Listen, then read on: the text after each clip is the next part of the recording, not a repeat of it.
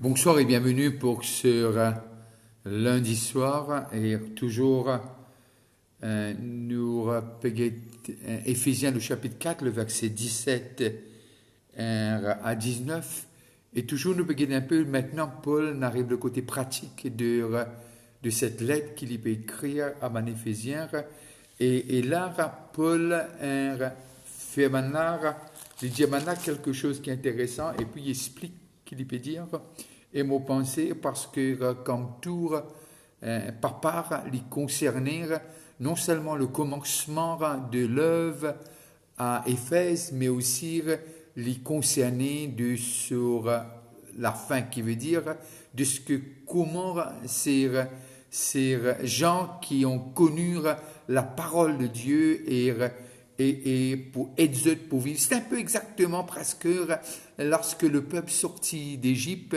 et voilà que Moïse prend eux et amène eux d'un pays promis. Et si nous faisons l'histoire, nous arrivons à comprendre de ce que Paul, l'apôtre Paul fait nous comprendre quelque chose de ce que tirer du ténèbre pour être emmené à la lumière et pour amener aussi de ce que nous attendons le retour de Christ. Que les prenons avec l'ire et que là nous pouvons vivre ensemble. Alors là, nous arrivons à comprendre de ce que Paul, non seulement qui cette église très chère à Solécaire, et là, il écrit une lettre après qu'il passe beaucoup d'années là-bas, 3 ans pour être exact, presque, et là, il écrivait et il faisait comprendre un peu comment le peuple d'Israël qui quitte l'Égypte, mais très souvent de fois, je ne quitte l'Égypte, mais seulement je n'amène l'Égypte en eux.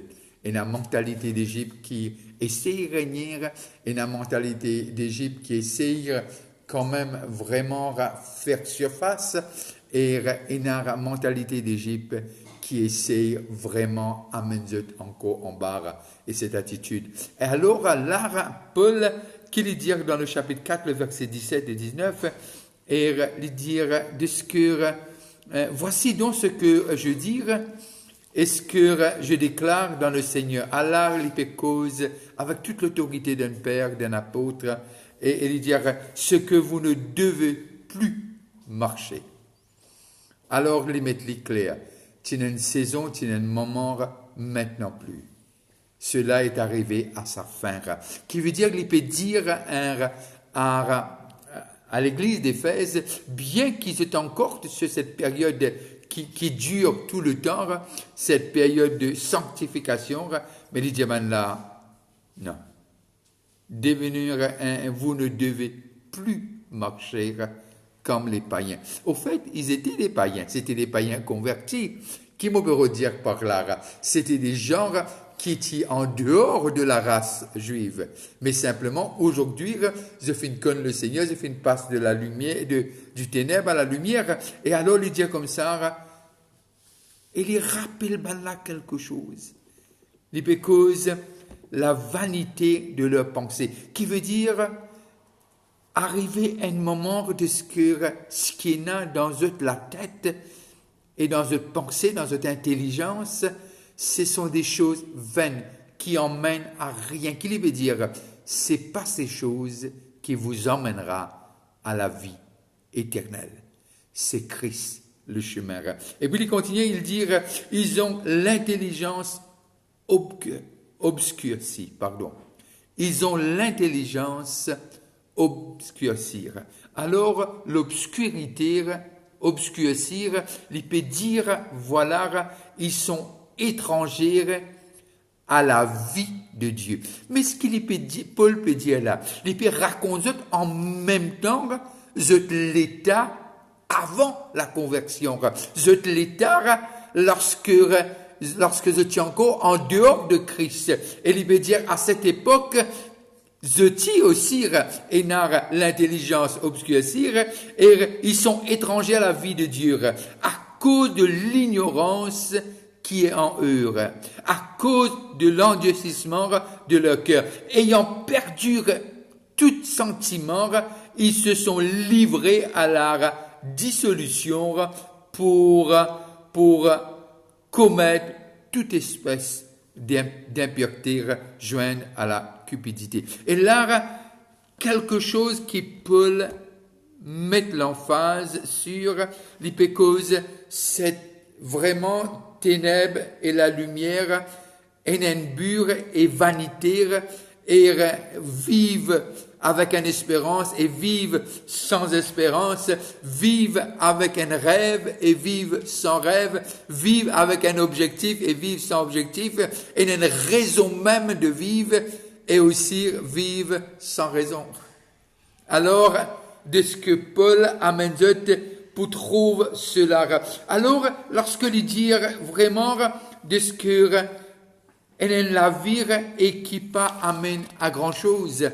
Et là, nous arrivons à comprendre de ce que l'intelligence obscurcir, et vraiment les pensées obscurcir, mais cela veut dire quoi? Vraiment, c'est un peu comme si dirait quand on prend l'avion ou bien carrément dans l'auto ou bien dans le bus.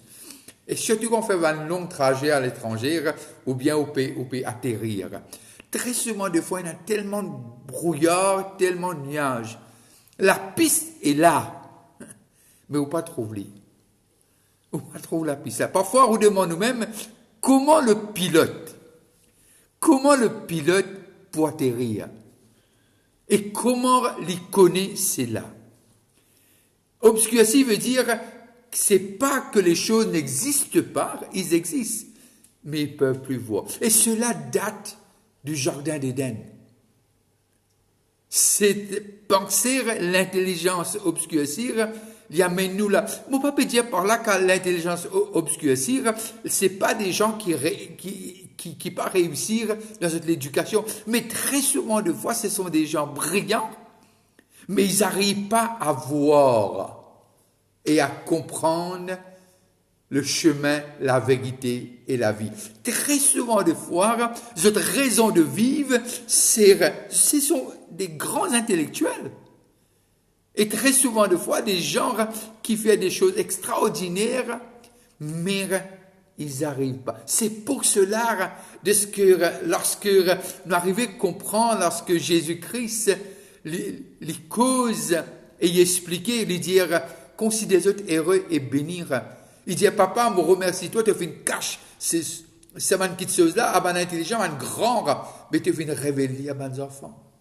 Alors, Paul amène là, réfléchit de ce que, non seulement quel privilège, qu'autres sociétés et qu'autres autres besoins étaient à cette terre-là. Alors, il peut là comprendre, je peux vivre toujours dans un monde côté poignant cette différence, cette démarcation entre ceux qui sont appelés à être parmi le corps de Christ, être un membre, et ceux qui ne sont pas, qui veut dire la vie de tous les jours, nous pouvons toujours confronter, et parfois même nous pouvons être abaissés, parfois même pour nous moquer, parce que qui faire la façon de nous marcher, mais Paul dire, c'est fini cela. Et nous maintenant, qui nous tient là-bas, fallait pas nous adopter cette attitude hautaine, qui veut dire, ils sont des mondains. Nous tient là-bas. Ce n'est que grâce qui nous a emmenés là où nous sommes. Et très souvent, des fois, quand nous causons un peu ce que les autres font, comme si un orgueil. Et très souvent, devant moi, dans le monde, c'est un orgueil spirituel. Il y a un paradoxe en lui-même. Parce que très souvent, des fois, nous oublions que nous sommes. Mais il y a des choses à voir, mais à ne pas imiter. Mais surtout, qu'il y ait un sujet de louange et d'adoration, nous avons remercier Dieu que nous étions avant et que nous étions maintenant. C'est ça le but de cette lettre. Et là, nous arrivons à comprendre ce que les dianos de ce que Banlar est éloigné de cette vie en Christ, de cette vie avec Dieu. Et là, lorsque nous lisons dans 2 Corinthiens, le chapitre 3, le verset 14, mon vie salue sur qui veut nous localement et sur qui peut rencontrer nous de l'étranger, que Dieu bénisse et que vraiment la grâce et la faveur de Dieu soient déversées en abondance dans votre vie et dans votre entreprise, et que les choses qui vous tracassent ne vous tracassent plus, que Dieu est capable d'ouvrir les yeux, est capable de trouver de ce que Dieu est prêt pour faire au-delà de l'imagination. 2 Corinthiens, le chapitre 3, le verset 14. Et voilà ce qu'il nous dit. Mais ils sont devenus durs d'entendement, car jusqu'à ce jour, le même voile demeure. Cette même voile demeure quand ils font la lecture de l'Ancien Testament et ils ne se relèvent pas parce que c'est en Christ qu'il disparaît. Qui veut dire cette voile est encore présente, mais il dit c'est en Christ que cette voile disparaît. Le chapitre 4, le verset 1er à 2, il continue, le 1er à 4, pardon, c'est pourquoi ayant ce ministère, selon la miséricorde qui nous a été faite, nous ne perdons pas courage pour ceux. Voilà, nous lisons. Nous rejetons les choses honteuses qui se font en secret. Nous n'avons point une conduite astucieuse et nous n'altérons point la parole. On ne va pas altérer la parole de Dieu. Mais en publiant la vérité, nous nous recommandons à tous, à toute conscience d'homme devant Dieu. Si notre évangile est encore voilé, il est voilé pour ceux qui périssent. Pour les incrédules dont les dieux de ce siècle a aveuglé l'intelligence, afin qu'ils ne vissent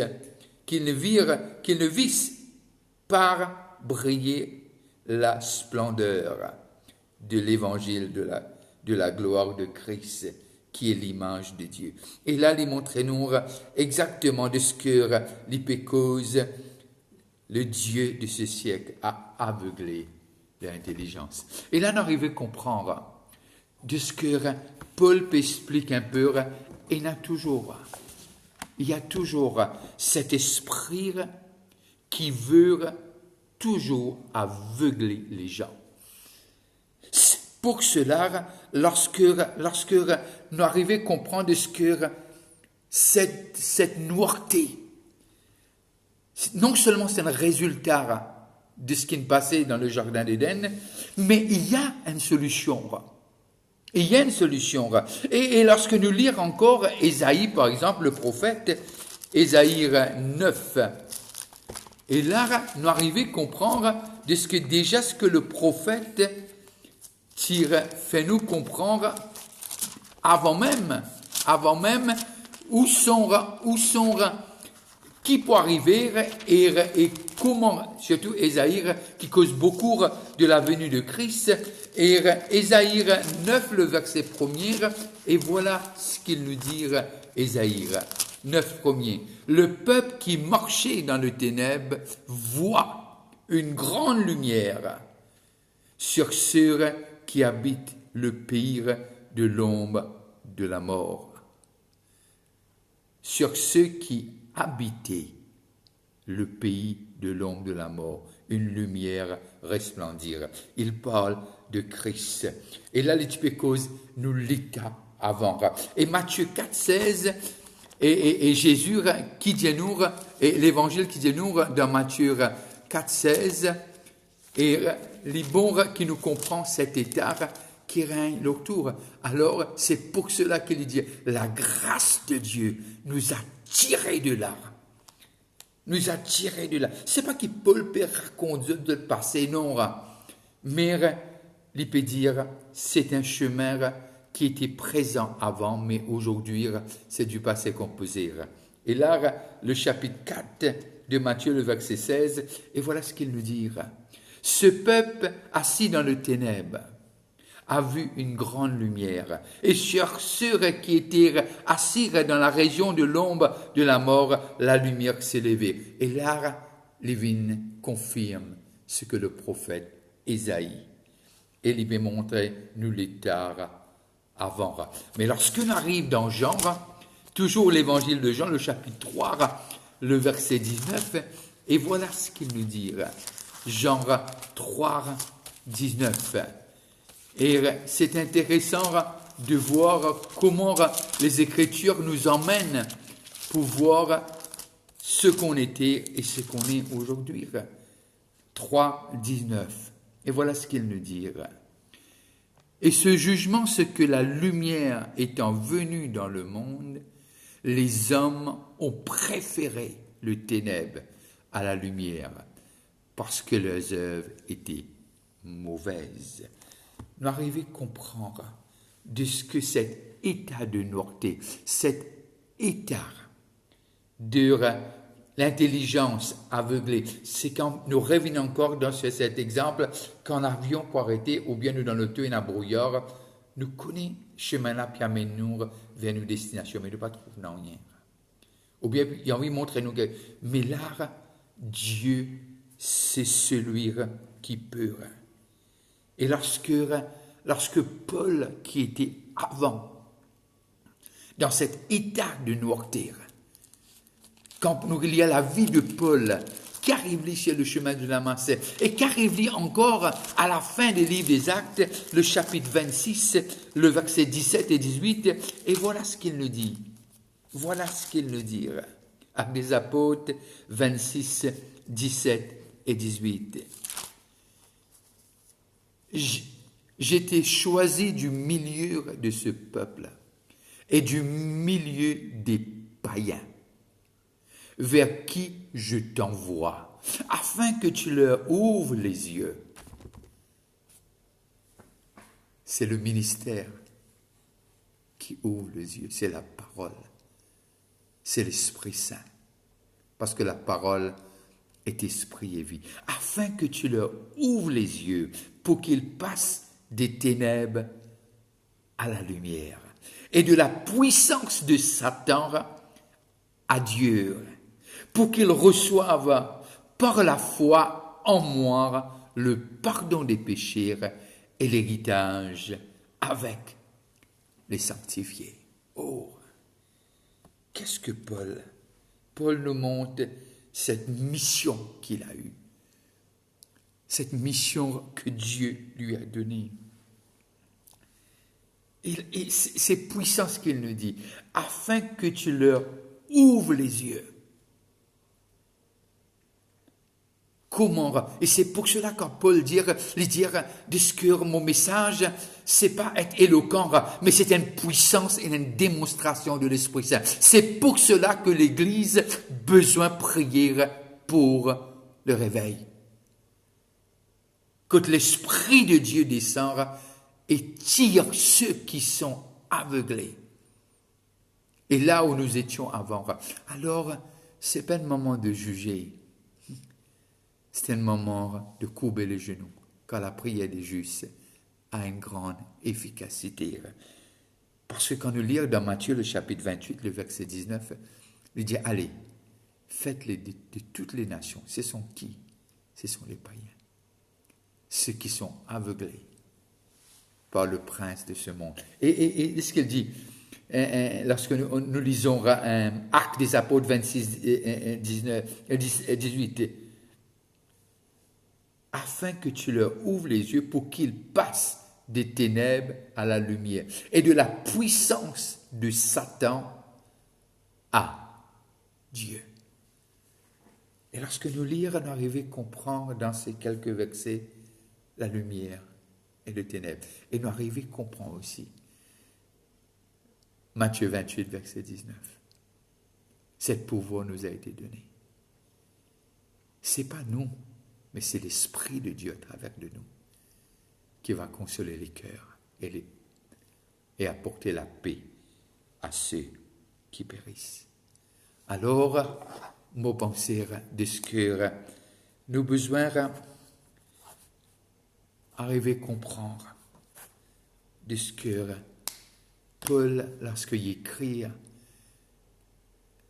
presque 2000 ans de cela, il peut écrire pour nous aussi. afin qu'il nous connaisse qui nous est et afin qu'il nous soit capable de jouer ce rôle d'évangéliste en saison and out of season, nous capables d'être des ambassadeurs et des porte-parole de Dieu.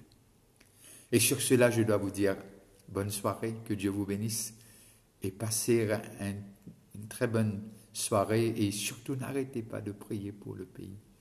S'il vous plaît, courbons le genou, surtout pour nos voisins, nos voisines, les membres de notre famille, parce que la prière des justes a une grande efficacité pour délivrer les gens de cette obscurité qui essaye de les empêcher de voir la vérité. Pour nous, c'est flagrant. Pourquoi? Parce que Dieu nous a ouvert les yeux. Alors, passez une très bonne fin de soirée et surtout, rendez-moi un service, priez pour moi et ma famille. Et je veux dire, si vous passez à table, bon appétit. On se voit demain à 7h30. Toujours, on va regarder cette étude, cette lettre que Paul a écrite, bien que pour les Éphésiens, mais je pense pour nous aujourd'hui, dans le 21e siècle. Si vous êtes malade, je prie qu'au nom de Jésus, que l'Esprit de Dieu vous touche et vous libère.